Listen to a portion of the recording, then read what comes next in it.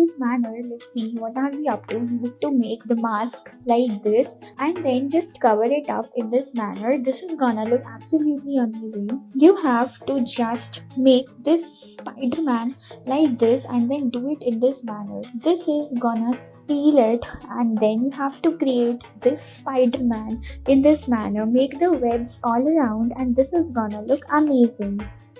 Here you have to get some imprints like this using your hands, and now let's see, you have to create this dog and then make it look like this, the mouth part as well, and then just make the patterns around to make it look hairy. Cute, right?